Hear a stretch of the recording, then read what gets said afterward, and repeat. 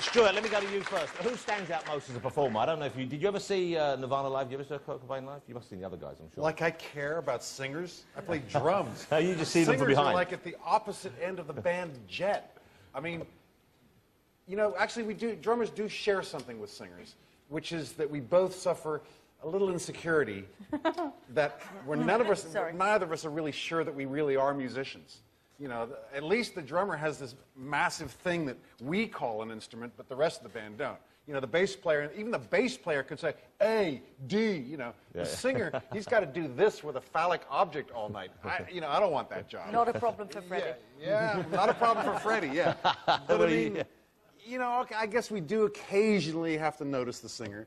But, you know, today, I don't think anyone wants to look like Robert Plant right now. In fact, I don't think even he sings that way or looks that way anymore. Not quite, no. Freddie Mercury had his place, and that look and that whole thing was very powerful and very strong, but I don't think kids are dressing up like that anymore. Kurt Cobain is still utterly, utterly current. Yeah, well, but is that necessarily a good thing? Do we not want our frontmen to be larger than life and to be different from that which we see out about in the streets? Those things are cyclical as well, and Kurt Cobain was about 15 years ago, which is about the right time for, you know, I was 15 when you know, they were kind of at their zenith, and these things come back, don't they? So there will be probably another time in future when the 70s thing will look more current, and maybe even Queen will come back. Look at Muse. Muse are headlining Glastonbury this year. They couldn't be more Queen if they wrote songs about naughty nannies called Big Fat Fanny. I mean, you know, it's ridiculous. Which is a song I'd like to see them play. Fat Bottom Girls. Yeah, yeah, it's a very, yeah. Well, you know, Queen were unique, and although you're right, Nirvana did kind of make us all interested in rock again. I think people had stopped looking that way. Certainly, was he a strong enough frontman for you to argue the best of all time, do you think, Mark? Well, I mean, Freddie Mercury and Kurt Cobain are, you know, both iconic figures and both really potent and persuasive frontmen, but they could not be. Those are the two ends of the spectrum. I mean, Freddie Mercury is primarily about show business, you know, I mean, entertainment.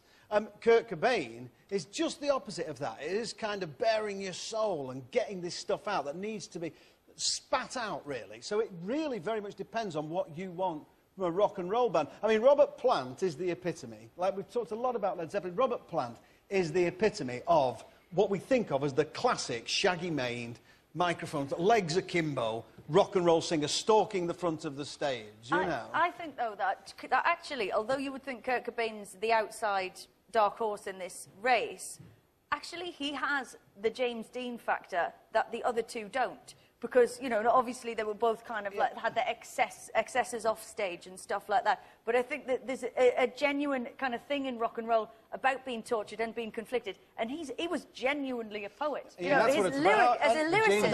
Are we talking about being a singer or a frontman? Or does it have to be a combination of the two? Well, it has to be a combination of the two, because the frontman, by necessity, is... Because the frontman often writes the songs and the lyrics. And I think out of the three, his lyrics are by far the best. Well, that's what I was going to ask you, with the material itself, because it's very rare you get a frontman who doesn't have input into the songs as well. And part of what we want them to do, of course, is to convince us they believe it. And you were saying that Freddie always, you felt, was giving it as much as he possibly could.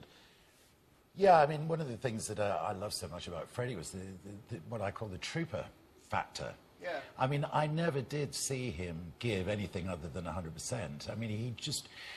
The thing, what you were saying earlier, Mark, I mean, as with every band, you know, Queen started off as a gigging rock and roll band. I saw them, 60 pence, Manchester Exactly, Union. yeah. So, yeah, but I mean, the trooper factor is for bass players, not singers. All the layers of showbiz, entertainment that you're describing, and you know, you're quite right too, developed as they went through. I mean, Freddie had this amazing and developing sense of theatre, opera. He's very British, wasn't he, as well? Yes, he was, actually, yeah.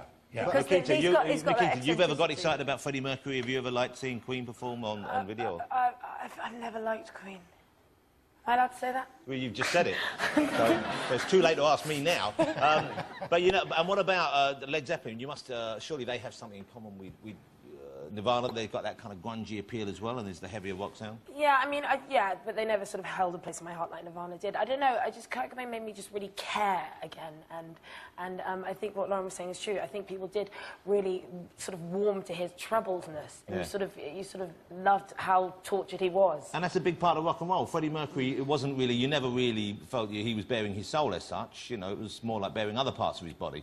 Sharleen, what about